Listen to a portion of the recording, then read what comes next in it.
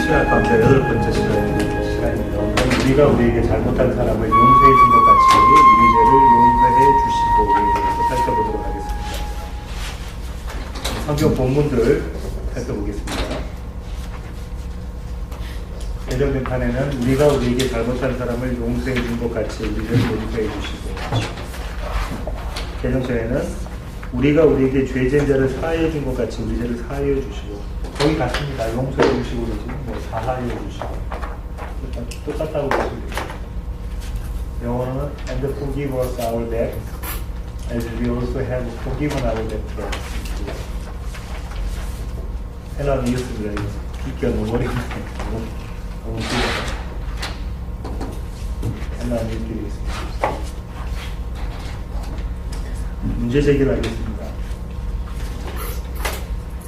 과연 우리에게 잘못한 사람은 누구인가? 우리가 그들을 용서해 줬다는 것의 의미는 무엇인가? 언제 우리가 그들을 용서해 주었는가? 왜 우리 죄를 용서받아야 하는가? 왜 주는 것 같이라는 표현을 사용했는가? 우리의 용서와 하나님의 용서와는 무슨 상관관계가 있는가? 이런 질문들을 끄집어내 볼 수가 있겠습니다. 두 단어만 찾아보겠는데요. 죄라고 단어의 사전적 의미입니다. 오페이레만데요. 사실상 이건 죄라기보다는 debt, 빚이라고 그러죠. 그다음에 what is owed하고 비교해서 그러니까 빚진 것, 빚에 대한 이야기를 하고 있습니다. 죄라고 표현이 번역되어 있지만 사실상 죄가 아니고 빚 이렇게 보시면 용서하다, 사하다. RPM이라고 된 이 단어는 어떤 뜻을 가지고 있냐면 let go, send away, give up, cancel, leave, abandon, give peace, let, permit, tolerate 이런 단어들 어떤 뉘앙스인지 아시겠죠? 이런 뜻을 가지고 있습니다. 포기하거나 떠나가거나 또 평화를 주거나 허락해 주거나 사하다, 빚을 면제해 주거나 이런 뜻들을 가지고 있습니다. 이번에 신학자들의 견해를 좀 살펴보도록 하겠습니다. 제임스 패커 목사님이십니다. 하나님 우리 죄를 사해해 주십시오라는 그 기도는 예수님께서 하신 기도에서는 전혀 찾아볼 수 없는 기도였다. 그래서 예수님은 죄가 없으신 분이셨다 이렇게 말씀하고 계십니다. 하지만 죄인인 인간은 반드시 해야 될 기도이다 이렇게 말씀하고 계십니다. 죄를 지불하지 않은 빚, 아까 좀 전에 살펴본 것처럼 그 원어적 의미로는 빚이니까 빚이니까 죄를 지불하지 않은 빚이라고 보셨고, 그것은 그 빚은 어떤 빚이냐면 하나님과 이웃을 열렬히 사랑하지 않은 빚이다. 하나님과 이웃을 열렬히 사랑하지 않는 빚이다. 이런 빚을 우리도 다 지고 있습니다. 그죠? 우리는 하나님을 열렬히 사랑하는지 또 우리 이웃을 열렬히 사랑하는지 이렇게 보면 우리는 항상 빚진 자입니다. 예수님의 죽음은 과거와 현재와 미래의 모든 죄를 청산하신 것인데 왜 우리는 죄사함의 기도를 날마다 드려야 하는가? 이런 질문을 성도라면 할 수가 있다 이렇게 말씀하시고, 그렇죠? 예수님의 죽음은 영단번에 우리의 모든 죄를, 과거, 현재, 미래 모든 죄를 씻어주신 것인데 우리는 왜 죄사함의 청원을 해야 되는가? 이런 질문이 들 수 있습니다. 거기에서 제임스 패커 목사님이 이렇게 말씀하십니다. 그것은 관계의 측면에서 바라봐야 된다. 관계의 측면에서 바라봐야 된다. 아버지는 아들을 항상 이미 용서했고 또 용서하고 앞으로 용서하실 것인데 아버지 아들의 관계에서 아들이 자신의 잘못을 아버지께 이야기합니다. 그러면서 아버지와 아들의 관계가 계속 친밀한 관계가 유지될 수 있다 이렇게 말하고 계십니다.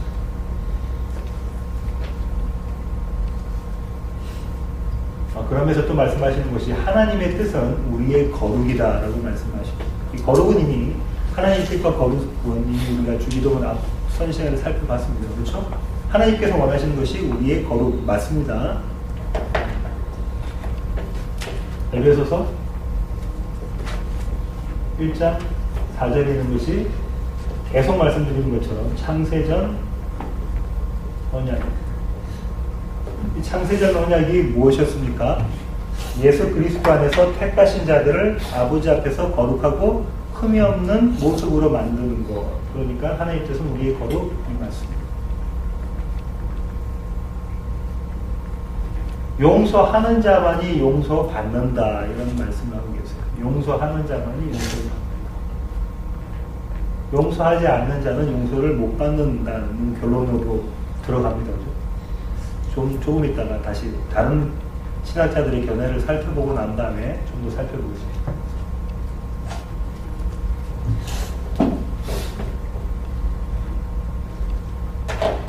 이 용서하는 자만이 용서받는다라는 전제 이야기를 어떻게 풀어내시냐면 이렇게 합니다. 우리의 공로가 원인이 아니라 자칫 잘못하면 용서하는 자만은 용서받는다라고 하면은 우리의 행위, 다시 말하면 공로를 생각하게 되기 쉬운데 이것은 우리의 공로가 원인이 아니라 회개에 의해 죄사함의 자격을 갖추는 것이다. 죄사함의 자격을 갖추는 것이다.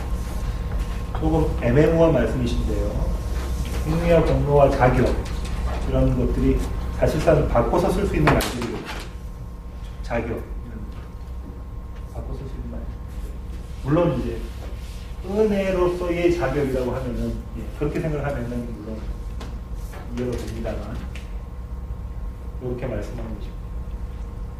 믿음의 열매는 회개이며 회개는 가장 실제적인 믿음의 고백이다. 지난번에 한번 이런 것들을 살펴봤었죠.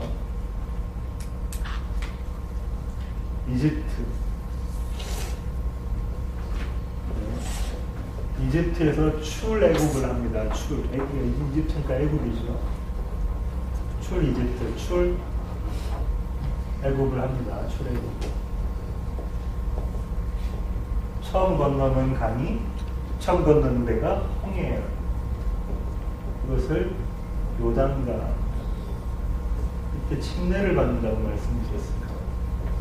하나님께서 불러내신 거예요. 본인들이 나오고자 해서 나온 게 아니라 하나님께서 불러내신 겁니다. 이것을 신학적으로는 부르심이라고 말합니다. 항상 먼저 부르심이 있어야 하나님 앞에 나올 수 있습니다. 그다음에 이 침례를 뭐라고 이야기하냐면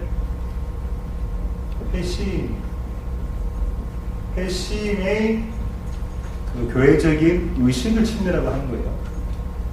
회심한 자가 교회 앞에서 교회의 공동체가 되고 하나님과의 연합, 교회와의 연합을 선언하는 자리가 침례입니다. 이 회심은 두 가지로 이야기할 수 있다고 했는데 첫 번째가 믿음이고 또 두 번째가 회개라고 했습니다. 그래서 믿음의 열매는 회개이며 이 회개는 가장 실제적인 믿음의 고백이다. 우리가 할 수 있는 실제적인 믿음의 고백은 회개입니다. 이해가 되십니까? 무슨 말씀입니까? 믿음이 없는 자는 회개의 고백을 할 수가 없는 거죠. 본인이 죄인인지 또 하나님이 우리 죄를 사하여 주신 것인지 얘네 믿음이 없으면 회개를 할 수 없는 것이죠. 그래서 회개는 가장 실제적인 믿음의 고백이다 이렇게 말씀하고 있습니다.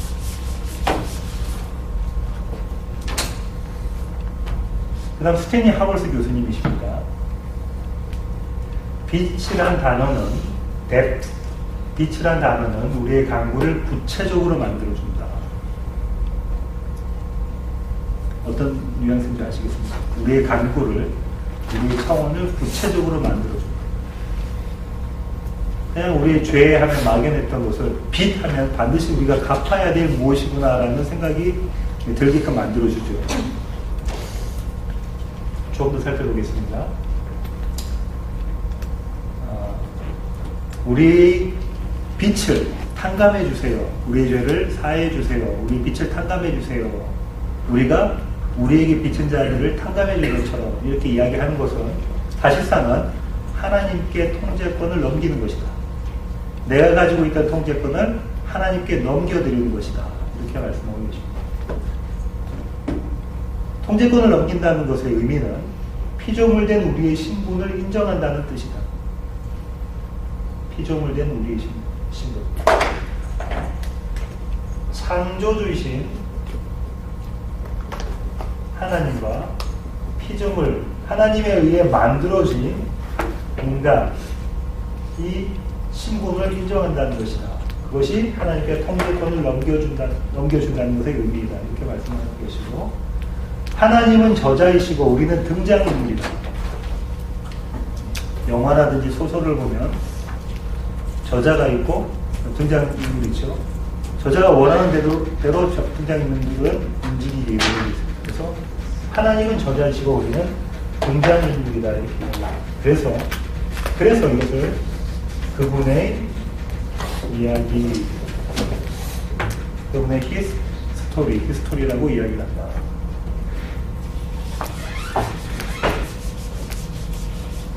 이렇게 볼 수가 있겠습니다. 만약 이 사실을 하나님이 저자이시고 우리는 등장인물이다. 난 싫어. 난 등장인물이 아니고 내가 내 삶의 저자이고 싶어. 내가 내 삶의 주인이고 싶다라고 생각을 한다면, 이것을 부인한다면 우리의 창조된 존재 목적과 근본적인 모든 관계 속에서 살게 된다. 이게 참 어려운 말인데요. 우리가 창조된 존재 목적이 뭐냐면 무엇입니까? 하나님은 왜 우리를 창조하셨습니까? 왜죠? 질문합니다. 하나님은 왜 우리를 창조하셨죠? 하나님을 예배하기 위해서. 하나님의 친밀한 관계 속에서, 하나님과 친밀한 관계 속에서 그분을 예배하기 위해서 하나님을 우리를 하나님께서 창조하셨는데, 이렇게 된다면, 이걸 사실을 부인하게 된다면, 이 창조된 존재의 목적과 우리가 살고 있는 목적과 위배돼서 모순 관계에 있게 된다. 근데 그것을 성경은 죄라고 이야기한다. 유사들한테 좀 어렵겠어요. 단어들이 좀 많이 어려워가지고. 용서를 경험해 본 사람이, 다른 사람을 용서해 준 사람, 자기가 용서를 받은 사람이 가장 용서를 잘 베풀 수 있다. 다른 사람으로부터 내가 용서를 받았다면 나는 그런 사람들이야말로 다른 사람을 진정으로 용서할 수 있다. 이렇게 이야기를 하고 있습니다. 서로 용서할 수 있는 용기는 우리가 용서받은 사람들이라는 깨달음에서 나오는 겸손에서 비롯된다. 무엇에서 비롯된다? 겸손에서 비롯된다. 어떤 겸손이냐면 우리가 용서받았다는 인식, 그런 깨달음, 용서받은 사람이라는 인식, 거기서 나오는 겸손, 이렇게 이야기를 하고 있어요. 겸손에 대한 그런 시각이 있고, 지난번에 저희가 살펴봤을 때 겸손, 바로 앞 시간이죠. 겸손을 제가 뭐라고 말씀드렸죠? 죽음.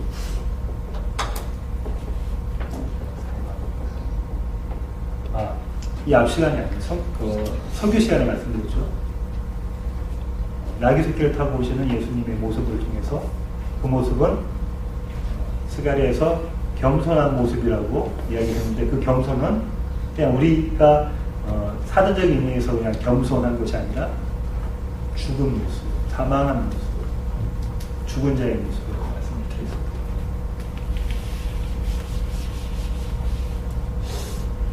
이런 죽은 자의 모습에서 겸손이라는 여기 있는 이 내용이 이해가 되죠. 우리의 용서는 우리가 용서받은 것에 대한 응답으로 시작합니다.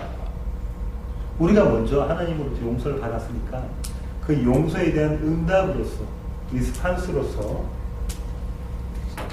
우리 주위의 사람들을 용서한다. 그렇게 이야기하고 있습니다.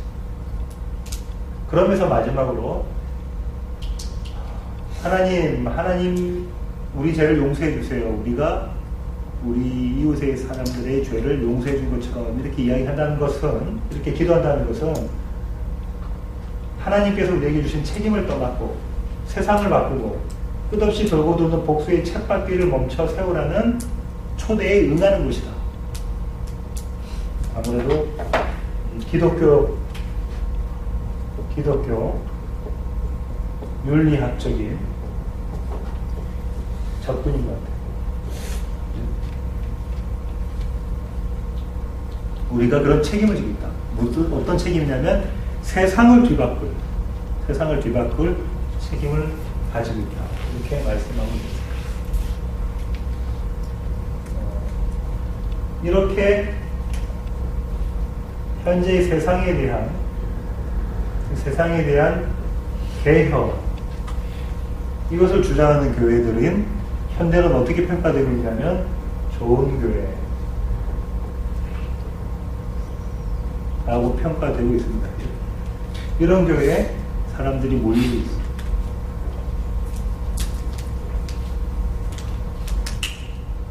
반드시 이것은 반드시 우리가 해야 될 일들이고요. 또 기독교 말고도 다른 종교에서도 하고 있는 일입니다. 성경에서 이야기하고 있는 것은 이렇게 세상을 개혁해라 이런 얘기가 아닙니다.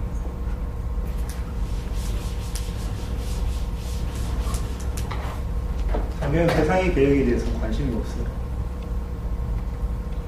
그 다음 김세윤 박사님이십니다.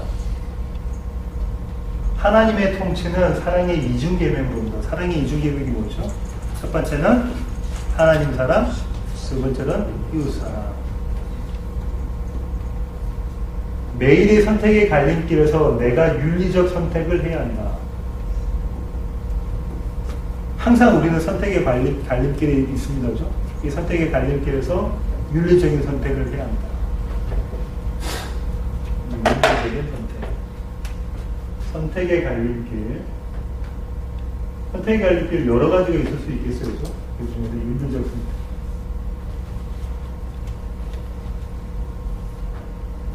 항상 우리는 선택합니다. 하루 종일. 무엇을 먹을까부터, 어떤 드라마를 볼까, 여러 가지 중에서. 심지어 부부싸움하면서도 선택을 하죠. 이 말을 해야 될까 말아야 될까.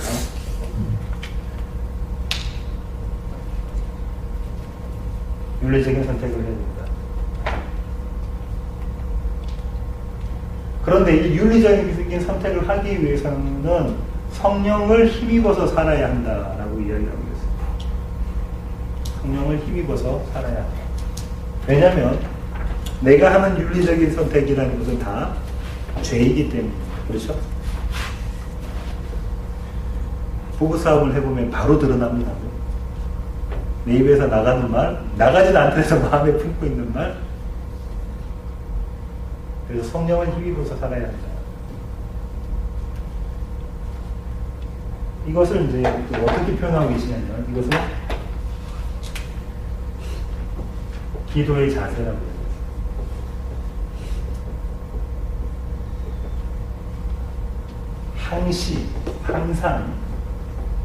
항시 우리가 갖춰야 할 기도의 자세는 성령의 도움이다.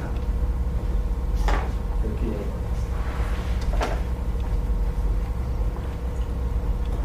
죄 용서의 청원은 막연한 회개가 아니다라고 또 말씀하고 있어요. 왜 그러냐면 아까 그 죄, debt,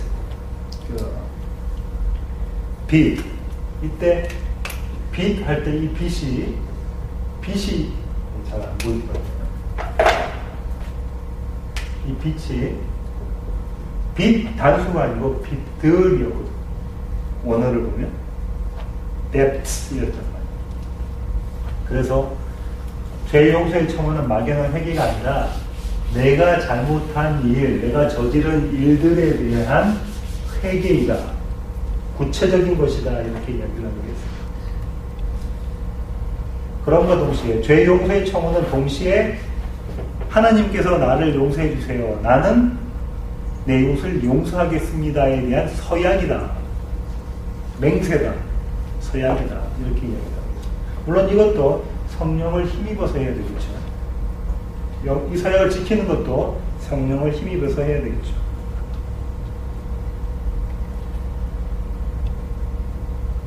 그래서 용서 없는, 우리 이웃에 대한 용서 없는 하나님께 대한 용서의 청원은 사실상은 헛된 것이다. 이렇게 얘기를 하고 있습니다. 마지막으로 정용선 목사님이십니다. 기도꾼이 되지 마라라부터 시작을 하십니다. 주기도문에 처음에 나와 있는 두 가지 잘못된 기도의 이방인의 기도와 유대인 바리새인의 기도에 대한 말씀을 하시면서 기도꾼이 되지 마라라고 하시면서 두 가지를 예를 드셨는데요. 어떤 거냐면 목사님들이 이렇게 가르친다는 거죠. 교회 청년들을 이렇게 모아놓고 결혼할 때의 배우자상, 자매들한테는 신랑감, 또 형제들한테는 신부감에 대해서 구체적으로 배우자상을 목록을 적어라. 키는 184 정도 돼야 되고요. 얼굴은 하얘야 되고요. 그 다음에 아주 얼짱해야 되고요. 또 몸짱해야 되고요. 대학은 스카이 대학은 나가야 되고요. 여러 가지. 신앙은 모태신앙으로서 아주 좋아야 되고요. 부모님은 장로님, 권사님, 안수집사님 이 정도 돼야 되고요. 한번 쭉 이렇게 적는 거죠. 그렇게 구체적인 걸 놓고 기도를 해라. 그러면 하나님이 응답해 주실 것이다. 저도 그렇게 기도를 하라고 하는 것을 들은 적이 있어요. 우리나라를 대표하는 아주 큰 교회 목사님께서 그렇게 기도하십니다. 또 어떤 목사님들은 선교사님들을 모아놓고 세면을 하시면서 이렇게 말씀을 하신다는 거죠. 이런 기도를 해라. 선교사님들은 이런 기도를 해라면서 차량이 필요하다면 구체적으로 어느 회사에 어떤 차종, 색깔은 어떤 거를 언제까지 주십시오. 이렇게 기도해라 하십니다. 그런데 정 목사님은 그런 기도를 하는 사람은 기도뿐이다. 사실상 기도를 모르는 것이다. 라고 말씀하고 있어요. 그거는 심리적으로 내 마음이 안정되고 또 마인드 컨트롤이죠. 이렇게 하면 될 것 같은. 하나님께서 그걸 주실 수도 있고 아니 주실 수도 있고. 기도를 모르는 것이라는 거죠. 내 뜻이 아닌 하나님의 뜻을 내 삶 가운데 이루어가는 것인데 오히려 내 뜻을 하나님을 이용해서 이루고자 하는 것이다. 그러면서 이제 기도에 대해서 이제 좀 구체적으로 들어갔는데요. 죄에 대해서 구체적으로 들어갔는데요. 죄는 우리가 첫 시간 성경 공부 1단계에서 했죠. 죄는 원죄와 자범죄로 이루어집니다. 신학적으로는 원죄라는 것은 아담과 하와가 지은 죄고 이 죄는 유전되는 것입니다. 자범죄는 일상적으로 우리가 살아가는데 짓는 것입니다. 그런데 이 원죄와 자범죄는 떨어져 있는 것이 아니고 사실상은 하나의 모습인데, 왜냐하면 원죄는 자범죄의 존재론적인 거, 그러니까 자범죄가 있게 만든 것이 원죄라는 거죠.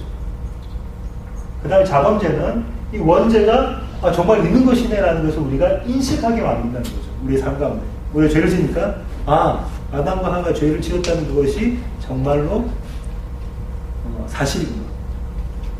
그 유전이 나한테 유전되었구나라고 생각하게 된다는 것이죠. 이것도 다루면서 개인적으로 저는 원죄와 자범죄를 사실상은 하나로 원죄 이렇게 자범죄를 구분하지 않다. 아담과 하와가 지었던 그 자리에 우리가 있었다라고 좀 이렇게 생각을 하고 있기 때문에 이렇게 같이. 하지만 신학적으로는 이렇게 구분해서 이야기를 합니다.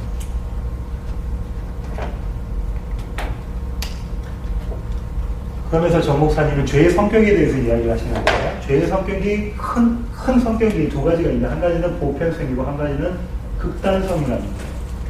보편성이라는 것은 죄는 모든 사람에게, 특정한 몇몇이 아니라 모든 사람에게 영향을 미친다는 거예요.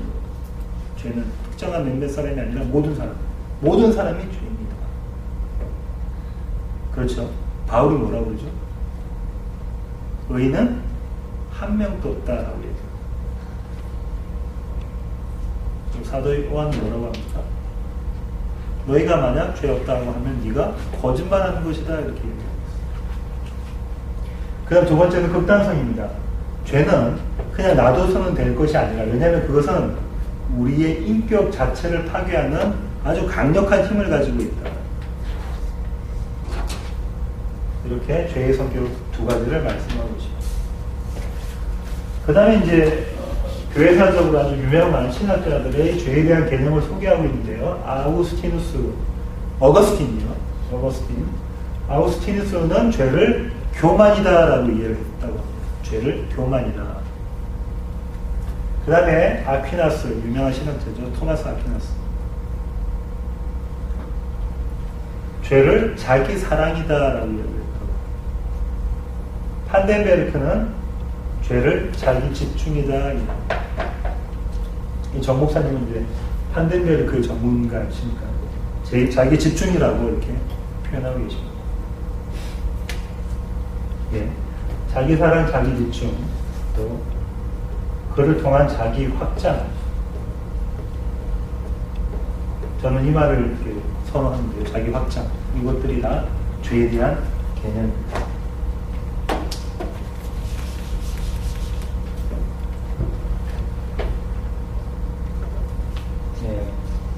하마르티아, 죄라는 것은 어떤 의미였냐면, 여러분 아시죠? 관역을 벗어난 것을 하마르티아라고 한다고 그랬어요. 그래서 원래 중심이 되어야 될 것이 하나님인데, 하나님의 자리에 대신에 내가 들어가 있으면 그것은 죄가 된다는 거죠. 자기 중심성, 자기 집중, 이것이 죄다. 그러면서 죄와 죄의 결과들을 구분해야 할 줄 알아야 된다는 얘기입니다. 우리가 흔히 눈에 보이는 거 죄라고 하는 것은 들은 다 죄의 결과다라는 거죠. 다른 사람을 미워하거나 시기하거나 간음하거나 이런 것들은 다 죄의 결과들이다.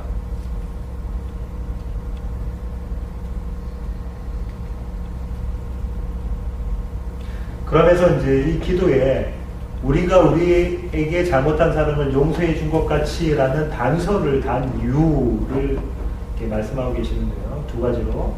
하나님의 용서를 구하는 사람의 진정성을 확인하는 것이다. 하나님, 제가 진짜로 하나님의 용서를 원합니다. 라는 진정한 그 마음, 그걸 확인하는 것이다. 두 번째로는 하나님께 용서를 구할 때 다른 사람을 용서할 마음이 생긴다.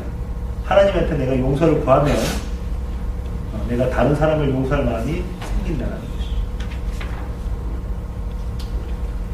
좋은 관찰이신 것 같아요. 화생이 좀 꺼줄래요? 사실상은 이번 주기도문 신학 강좌에서 지금 하고 있는 파트가 제게는 제일 어려웠던 것 같아요. 성경을 찾아보고 신학 책들을 여러 가지 읽고 신학 사전들을 찾아보고 했는데도 마음에 쏙 드는 답을 찾지는 못했습니다. 하지만 지금까지 찾은 거에 대해서 잠깐 좀 살펴보도록 하겠습니다. 주기도문은 마태복음 6장과 그 다음에 마가복음 11장에 나옵니다. 마태복음 6장, 오늘 읽은 거 볼까요? 6장 12절. 우리가 우리에게 죄진 자를 사하여 준 것 같이 우리 죄를 사하여 주시옵고, 이렇게 되었고요. 누가복음 11장 한번 보겠습니다. 누가복음 11장 4절. 우리가 우리에게 죄진 모든 사람을 용서하오니 우리 죄도 사하여 주시옵고, 모든 사람을 용서하오니 우리 죄도 사하여 주시옵고. 이제 재밌는 것은 무엇이냐면, 마태복음의 조건절로 되어져 있는데요. 우리가 우리에게 잘못한 사람을 용서해 준 것 같이라고 되어 있는 그것의 동사의 시제가 뭐냐면 과거라는 거예요. 이거는 현재라는 거죠. 다시 말하면, 네? 이제 잘못 적었네요. 예, 누가복음. 죄송합니다. 이게 과거고 이건 현재라는 거예요.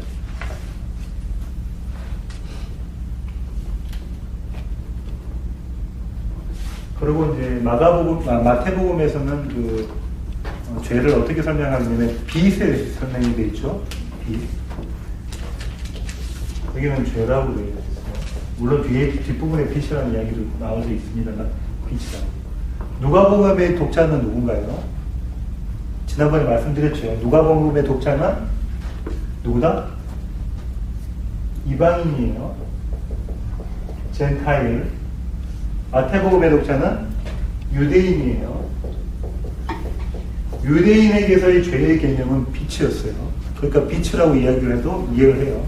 그런데 누가복음에서는 독자가 이방인이니까 빛 하면 진짜 빛이라고 생각을 한단 말이에요. 그래서 죄라는 이야기를 정확하게 해주고 있어요. 누가는. 근데 여기서는 과거고 여기서는 현재인데, 그러면 예수님께서는 빛이라고 했을까 죄라고 했을까 이제 제자들한테 가르치실 때 무엇으로 했을까라는 그 질문이 들 때 신학자들은 거의가 빛이었다라고 이야기합니다. 유대인들에게 이야기할 때 너희 빛인 자들을 탕감해 주는 것, 그렇게 이야기를 했다고 말씀을 하세요. 그러면서 그때 당시에는 아람어를 쓰셨는데, 예수님 당시에 유대인들은 아람어를 썼는데, 이 아람어에서의 과거형은 동시완료의 형태를 가지고 있다. 신학적으로 이렇게 이야기한다. 동시완료. 이렇게 이야기를 하고 계세요. 김세현 박사님이 그렇게 이렇게 설명을 하고 계시는데요. 유명한 신학자가 있죠. 예레미야스라고 아람어 전공했던 유명한 신학자 예레미야스의 견해를 가지고 이렇게 설명을 하고 계세요. 왜 이런 얘기를 드리냐면 이런 그 전제를 가지고 이렇게 한번 살펴볼 수가 있을 것 같아요. 우리가 우리에게 잘못한 사람을 용서해 준 것 같이, 지금 번역본 같이 준 것 같이 하나님 우리를 용서해 주세요. 이렇게 해석을 할 수도 있을 거고요. 또 한 가지는 이렇게 설교하시는 분을 들었어요. 가까운 거리에 계신 분인데, 우리가 우리에게 잘못한 사람을 용서해 준 것만큼만 우리의 죄를 용서해 주세요. 김세현 박사님은 조금 전에 아람어의 동시 완료형에 대한 성격을 가지고 어떻게 이야기하고 계시냐면, 하나님 우리의 죄를 먼저 용서해 주세요. 그러면서 서약을 한다는 거죠. 우리도 용서하겠습니다. 하겠습니다.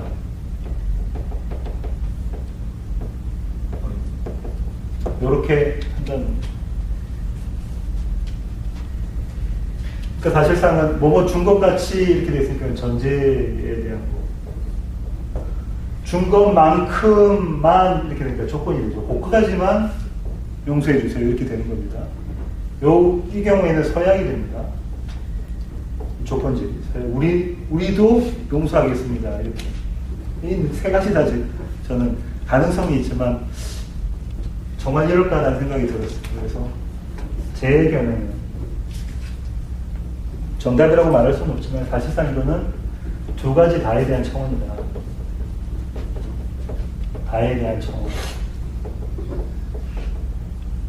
저는 이렇게 결론을 짓고 있습니다. 다시 말하면 하나님 우리 죄를 용서해 주십시오. 우리의 빚을 탕감해 주십시오. 그리고 하나님 우리가 우리에게 잘못한 사람의 죄를 용서해 주도록 우리를 그렇게 만들어 주십시오.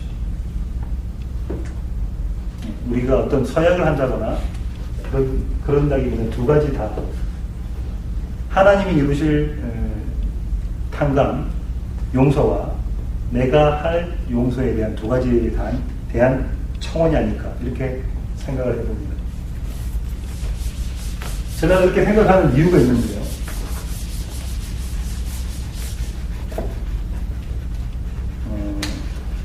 이 빚에 관련돼 가지고, 그러니까 빚진 자 이렇게 하면 생각나는 에피소드가 빚진 자 하면 생각나는 에피소드가 있어야 돼요. 몇 가지가 있죠. 예수님께 와서 자기 이 향수를 준비한 향수를 다 쏟아붓고 머리털로 예수님 발을 닦은 사람도 예수님 이야기하시면서 빚진 자에 대한 개념을 그때 잠깐 갖고 오십니다. 근데 오늘 제가 살펴볼 것은 빚진 자 하면 생각나야 될 게 만달란트.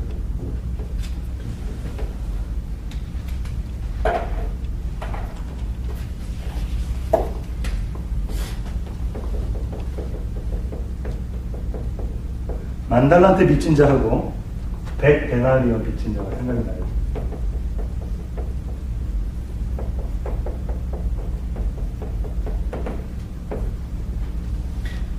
마태복음 18장입니다. 찾아보겠습니다. 마태복음 18장.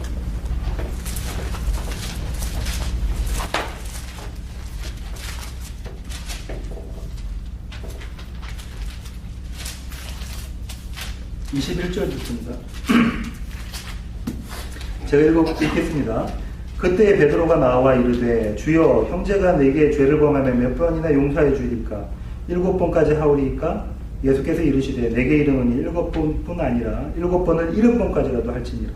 그러므로 천국은 그 종들과 결산하려 하던 어떤 임금과 같으니 결산할 때에 10,000달란트 빚진 자 하나를 데려오매 갚을 것이 없는지라 주인이 명하여 그 몸과 아내와 자식들과 모든 소유를 다 팔아 갚게 하라 하니 그 종이 엎드려 절하며 이르되 내게 참으소서 다 갚으리이다 하거늘 그 종의 주인이 불쌍히 여겨 놓아 보내며 그 빚을 탕감하여 주었더니 그 종이 나가서 자기에게 100데나리온 빚진 동료 한 사람을 만나 붙들어 목을 잡고 이르되 빚을 갚으라 하매 그 동료가 엎드려 간구하여 이르되 나에게 참아주소서 갚으리이다 하되 허락하지 아니하고 이에 가서 그가 빚을 갚도록 옥에 가두거늘 그 동료들이 그것을 보고 몹시 딱하게 여겨 주인에게 가서 그 일을 다 알리니 이에 주인이 그를 불러다가 말하되 악한 종아 내가 빌기에 내가 내 빚을 전부 탕감하여 주었거늘 내가 너를 불쌍히 여김과 같이 너도 내 동료를 불쌍히 여김이 마땅하지 아니하냐 하고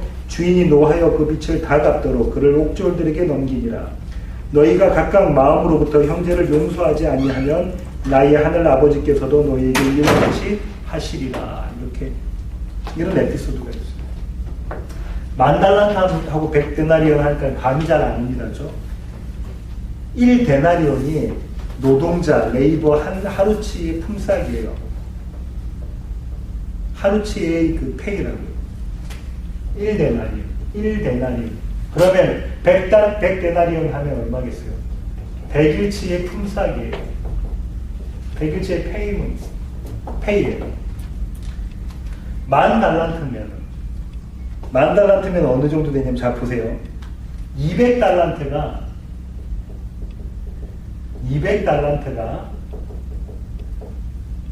갈릴리하고 베레아 지방에서 로마 제국에 1년치의 세금을 내는 그만큼이 200달란트. 그러니까 10,000달란트면 얼마나 큰 돈이겠어요. 한 국가가 세금으로 바치는 돈보다 더 큰, 1년 동안 세금으로 바치는 돈보다 더 큰. 그런데 이제 이 에피소드에서 예수님께서 말씀하신 에피소드에서 뭐라고 하고 있냐면 10,000달란트 빚진 자가 나의 죄를 용서해 주세요. 빚 제가 갚겠습니다. 용서해 주세요 하니까는 이 빚이 없다 이렇게. 이 사람이 없다 함을 받고 난 다음에 나가자마자 자기한테 100데나리온 100일치 품삯을 빚진 자를 만나자마자 이 사람을 용서하지 못하고 감옥에 쳐넣습니다. 그러니까 이 주인이 다시 이 사람을 감옥에 쳐넣습니다. 그러면서 재밌는 것은, 중요한 것은 36절에 뭐라고 예수님께서 말씀하시냐면 너희가 각각 마음으로부터 형제를 용서하지 아니하면 나의 하늘 아버지께서도 너희에게 이와 같이 하시리라 라는 결론을 예수님께서는 덧붙이십니다. 겁이 나지 않으세요? 겁이 나지 않으십니다. 마태복음 18장은 주기도문에 있는 내용하고 정확히 같다고 보시면 돼요. 앞으로 다시 주기도문으로 볼게요. 그 페이지 손으로 찍고 계시고요. 주기도문으로 오면 이렇게 되어 있습니다. 14절, 6장 14절, 15절 보세요. 너희가 사람의 잘못을 용서하면 너희 하늘 아버지께서도 너희 잘못을 용서하려니와 너희가 사람의 잘못을 용서하지 아니하면 너희 아버지께서 너희 잘못을 용서하지 아니하십니다. 조금 전에 읽었던 35절하고 똑같죠. 너희가 용서하면 하나님께서 용서해 주실 것이고 너희가 용서하지 않으면 하나님께서 용서하지 않으실 것이다. 구조 똑같은 내용이에요. 그죠? 그러면 이제 걱정이 됩니다. 우리에게 죄 지은 사람에 대해서 우리가 용서를 얼마큼 하고 있는가? 내 용서하지 않으면 너희 용서 못 받을 거다 이렇게 말씀하고 계십니다. 이게 좀 힘들었어요. 이걸 어떻게 해석해야 될까? 아까처럼 접근하는 서약이라든지 아니면 조건이라든지 전제로 해석하기에는 너무 힘들어요. 그러면 구원 받는다는 것이 얼마나 어려운 것인지 걱정과 근심이 앞서들어요. 정말 하나님 말씀은 그런 것들을 말씀하시는 것일까라는 궁금증이 들었습니다. 근데 열쇠는 뭐였냐면 이 에피소드에서 18장에 있는 마태복음 18장에 있는 에피소드에서 베드로의 질문이 열쇠가 됐어요. 저기 21절 한번 볼게요. 그때에 베드로가 나와 이르되 주여 형제가 내게 죄를 범하면 몇 번이나 용서하여 주리까? 7번까지 하오리까?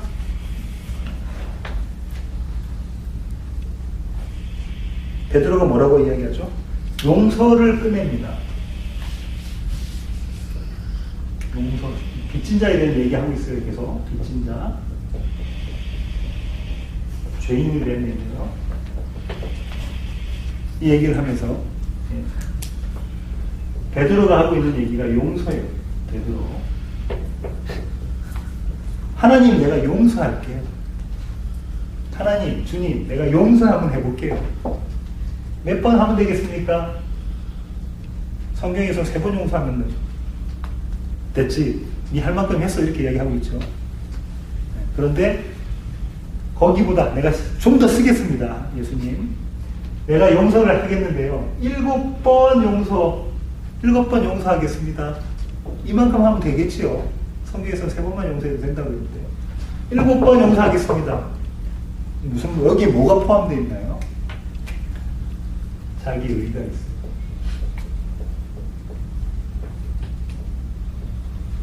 보이십니까? 자기는 다시 말하면 자기 확장이라고 말씀드렸어요.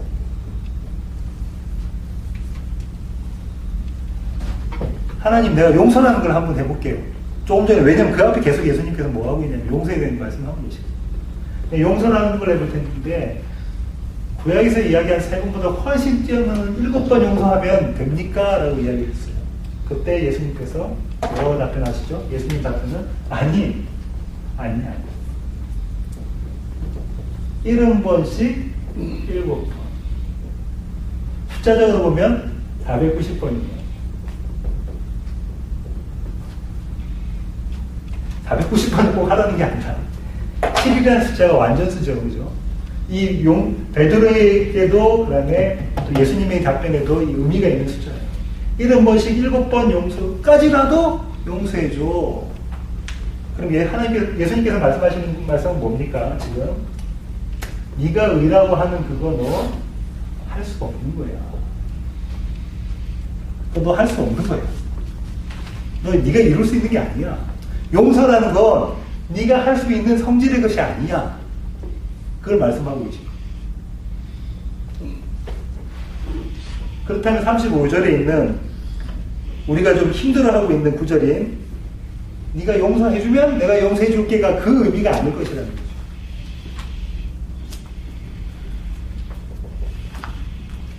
인간의 자기 의의 울타리 안에서 용서에 대한 개념을 이야기했는데 예수님께서는 그거 아니야. 다시 말하면 이거 아니고 요거는 뭐라는 말입니까?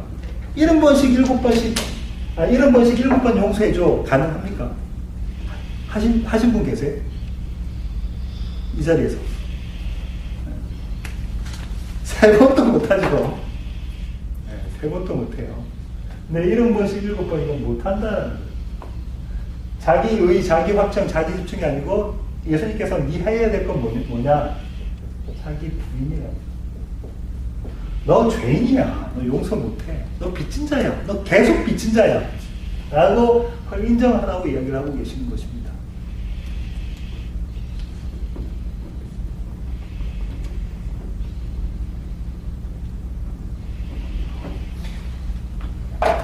이걸 우리가 어떻게 확인할 수 있냐면요.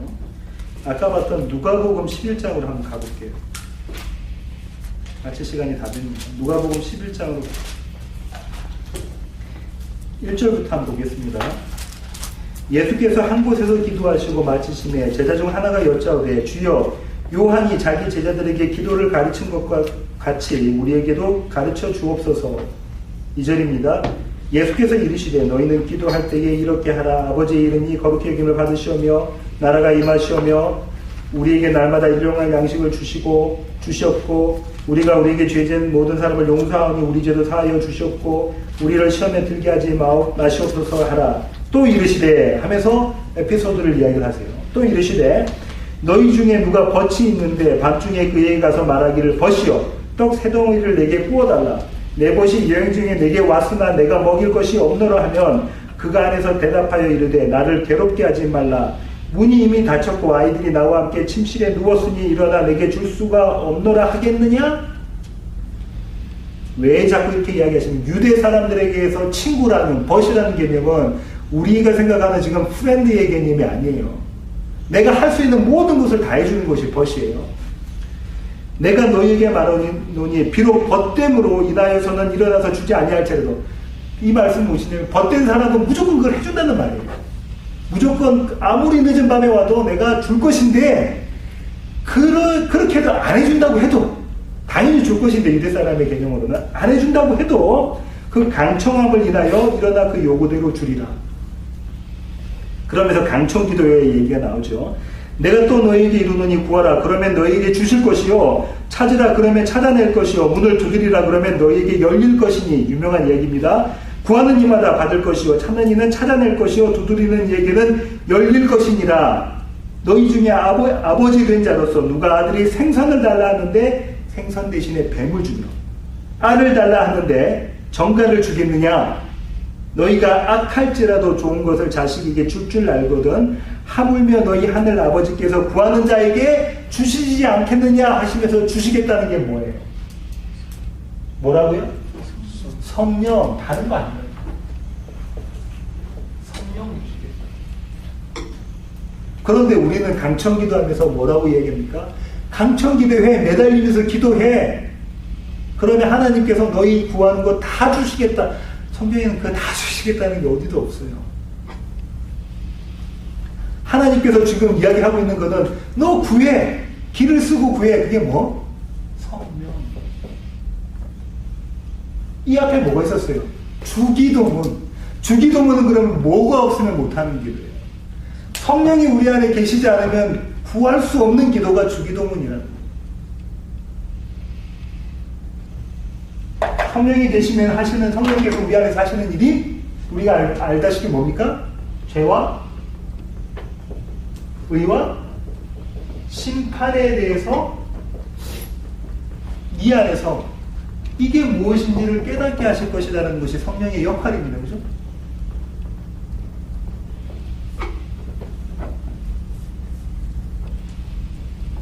이거 다 뭐와 관련된 것입니까? 우리의 구원. 주기도문 처음부터 지금까지 계속 이야기하고 있잖아요. 의는 구원과 관련된 겁니다. 공의가 뭐예요? 하나님께서 말씀하셨던 약속 이루는 것이 의단 말이에요. 하나님 내가 이만큼 용서해 준 것처럼 나도 용서해 주세요. 아니면 하나님 내가 다른 사람을 이만큼 용서해 주는 그만큼만 나를 용서해 주세요. 천만의 말씀. 우리가 얼마나 용서해요? 우리의 삶을 한번 보세요. 우리가 얼마나 용서를 하고 살아가고 있습니다. 하나님께서 이야기하시는 것은 네가 의라고 생각하는 그거, 네 용서하는 거 너 결탁할 수 없는 거야. 너로서는. 네가 하는 건 그 의야. 한 3번 용서해놓고 내가 이만큼 했어. 난 저 사람 용서했어. 하는 게 우리의 모습이지 않습니까? 우리의 의의가 숨어있는 그 용서. 그거는 자기 확장이고 자기 집중이고 자기 사랑에 불과하지 않아. 너는 못해. 이런 번씩 7번 해. 너로서는 죽었다 깨어나도 못하는 그거 자기 부인 누가 계셔야 할 수 있어? 성령 하나님이 너 안에 계시면 할 수 있는 것이다. 성령 하나님은 죄에 대해서 의에 대해서 심판에 대해서 말씀하시면서 하나님의 네가 누군지, 네가 얼마나 죄인인지, 네가 만달란트 빚진 자라는 걸 깨닫게 하시고 너에게 100데나리온 빚진 자를 용서할 수 있는 능력을 너희 가운데 허락하실 것이니까 하나님 그 2가지 다 저에게 주세요. 이렇게 기도하라고 하시는 것입니다. 부족하게 준비를 했습니다. 한 일주일 동안 이 준비하면서 아주 많이 마음적으로 힘들었고요. 이렇게 해놓고도 이 해석이 맞는지에 대한 것도 두렵습니다. 심지어는 다음 주로 미뤄볼까? 일주일 동안 더 시간이 있으면 좀 낫지 않을까 싶은 생각도 가져봅니다. 하지만 하나님께서 저에게 주신 말씀은 오늘 여기까지 이런 말씀이셨습니다. 생각하시면서 한 주간 보내시기를 원합니다. 기도하시겠습니다.